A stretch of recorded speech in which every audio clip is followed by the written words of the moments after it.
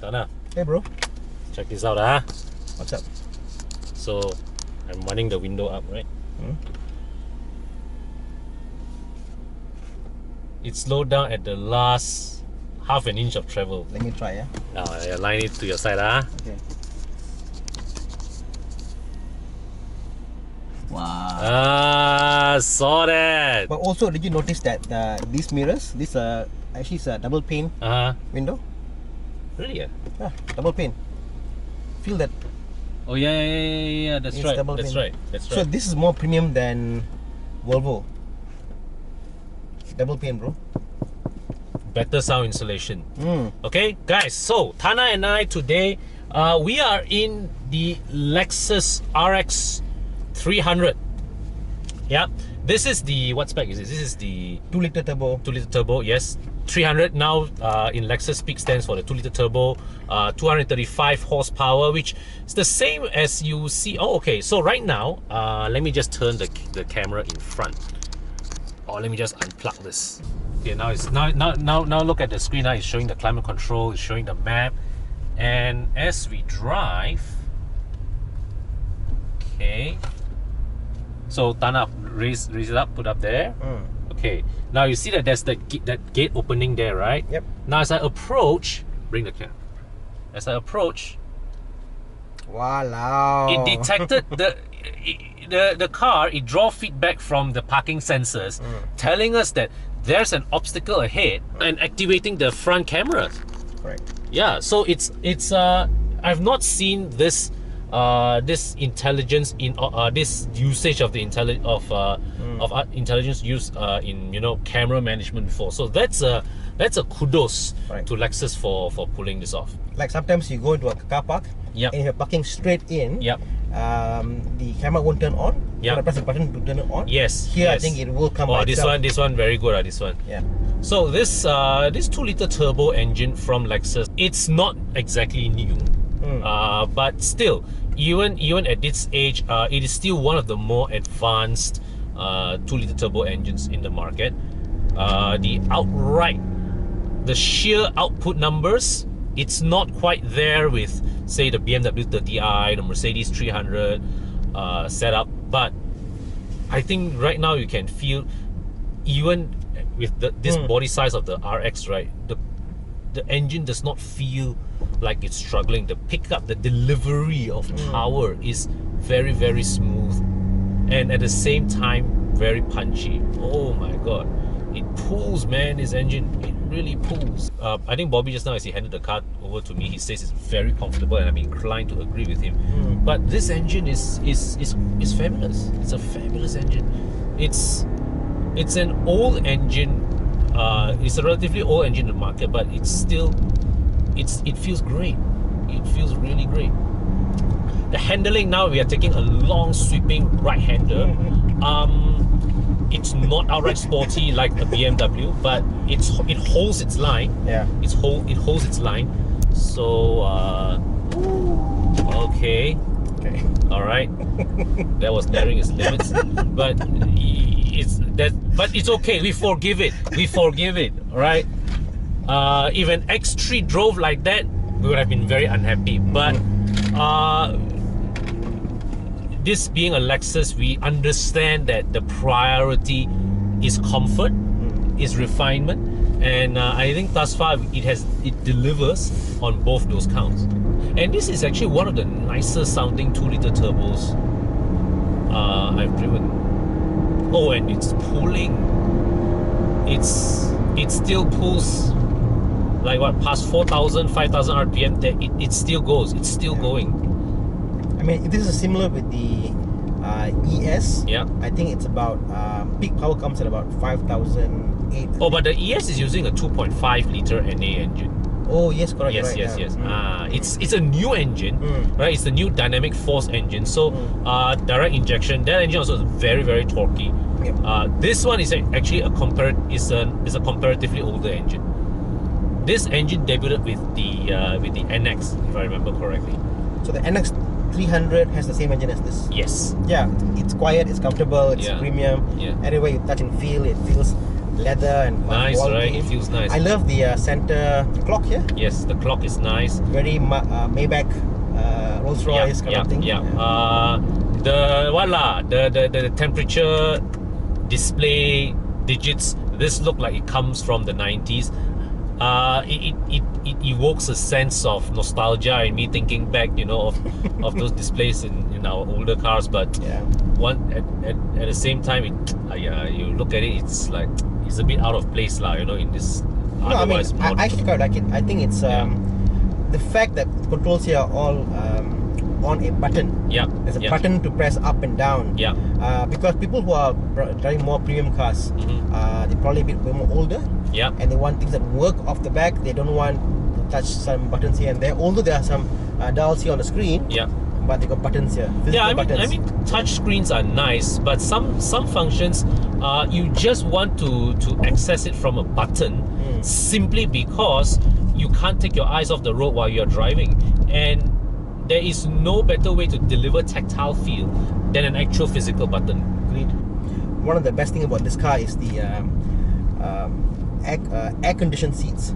Oh yes. One for you. Lovely on a Hot day. Hot day, man. It's lovely on a hot day. That's so nice. But thus far, right, driving this RX 300, I would say powertrain is fantastic. Ride comfort, excellent. Noise levels, very, very hushed. The only thing is, the board, the chassis kind of rolls a bit. It rolls almost like a boat sometimes. But the overall stability is still there. So you can, with a bit of clever weight transfer management, push it around the bends. But don't be too enthusiastic. But Con, talking about the point, isn't the idea of the Lexus is to be more boaty and pliant, more comfortable? Yes. So that's why we are not so critical about it being floaty. Because Lexus Brief prioritizes on comfort. If a BMW were to drive like this, all hell would break loose. We'd be like, hey, what the hell is going on? But that's the thing. Sometimes we as car reviewers, we like it when car makers are honest to their purpose. We like it when car makers stay true to their values. And that's why I think for what this car is, I think it's fantastic. It's fantastic. I have absolutely I have very, very little complaints in terms of the way it drives. It's not sporty, but it is true to its purpose. I can't stop touching. You can't stop touching, huh? Even here, on top here, it's not like fabric. It's more like a suede kind of material. Yes. So nice. Yeah. Okay, so it does not have adaptive cruise control, right? Oh, it does have radar cruise. Oh yes. Yes. So what I'm going to do is I'm going to just I am going to what you call it, to muscle the slow lane, and I'm just going to tag the car in front. So to give you an idea, Con's doing about 1000 RPM at about 70 kmh. And it's so quiet in here. The car is barely breathing. It's just so quiet, so refined. And the car is actually driving itself. The car is driving itself. It's keeping a respectable distance to the vehicle in front. So the bus in front, I just saw the bus apply its brake light, and we accordingly shaved off some speed. But the Lexus, the RX, right? If you go back, if you look back in a bit of history, right? The RX has been one of the more important, one of the more successful models in Lexus history. I think they went through 4 generations of it. This was the model. I think the RX is really the model that built the Lexus name. I also think this is the brand, this is the model which started the whole luxury SUV market to begin with. Yes. Globally, this was one of the ancestor, the first generation RX was one of those first SUVs that helped, one of those first models that really pushed SUVs into the luxury sphere. The first RX transitioned SUVs from being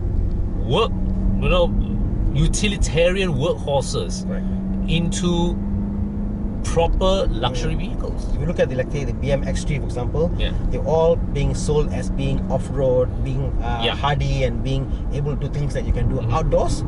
But this is more for town driving. If you think of it, even before the first RX, Toyota was already moving SUVs into the luxury sphere with the Land Cruiser, right? But the RX is the one that made that stripped away all the ruggedness, all right, and made it into a properly refined package that is no less comfortable to get around in than a Mercedes E-Class. But the Land Cruiser always had its off-road capabilities. Yes. So yes. To take out the off-road capabilities and make it more just, you have that right height and the comfort. Yes. But let's put all the luxury features in it. Yes. Your heated seats.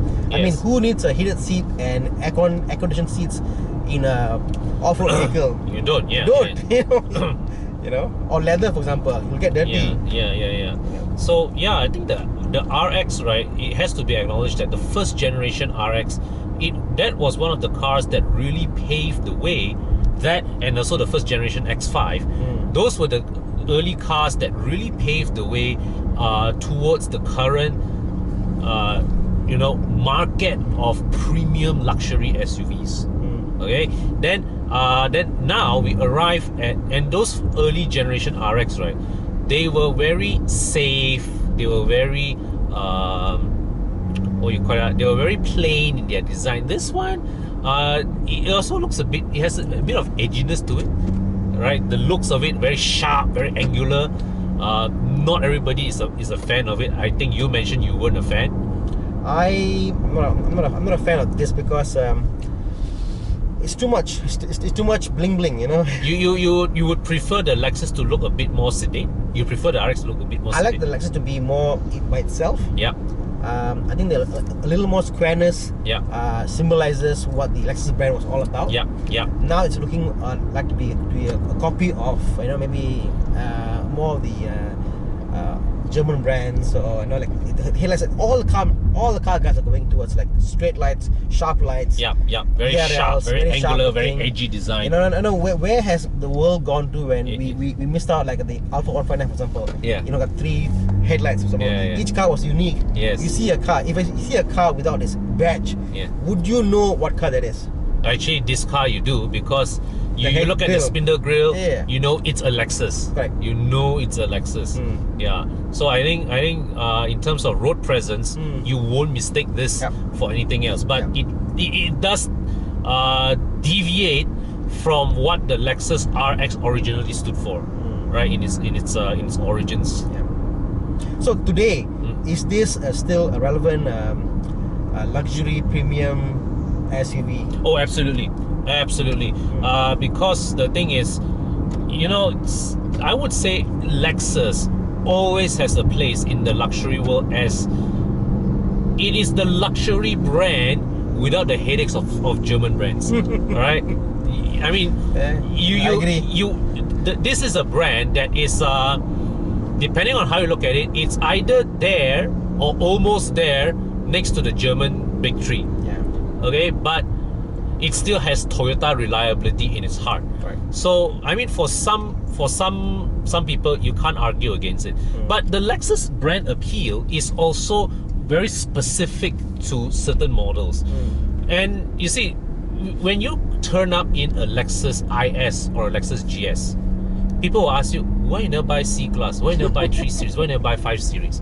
But if you turn up in an RX, no questions asked. People don't ask you why you never buy X5 or a GLC, because the RX holds its own as an accepted product. The acceptance levels of the RX is relatively higher compared to most other models in the Lexus range. Maybe the ES, because the ES is, you can justify it easily, because when you look at the ES, right, it is a legitimate upgrade from your Accord and Camry. All right, you think of it, when you're driving an Accord or a Camry, are you really upgrading to a C-Class and 3 Series? You are downsizing. But I guess also the brand itself, overseas, they accept the three German 320 and Lexus to be a premium brand. They're all the same, right? In Malaysia, being Asian, for us to accept another Asian brand to be in the same rank, it's a bit difficult. It is a bit difficult. But I think, make no mistake, as a product, the RX is there. In terms of acceptance, it's there. So when you turn up in an RX, nobody asks questions. Correct. Nobody asks questions. People automatically say, okay, here's this guy arrived in an RX, he has done well in life. It is a perfectly acceptable choice in the luxury sphere. Somewhat, I think you will respect the guy who buy the RX more than the guy that buy the X3, for example, because he is taking something that is something you won't see every single day on the You're road. right. You're right. X3 everywhere. X3. Yeah. Then you're one right. RX, like wow, that's an RX. Yeah. It is something different also at the same time. All right, Tana, thanks a lot. So we'll see you at the next video. And guys, do share with us your thoughts in the comment section. All right, until the next video, cheers.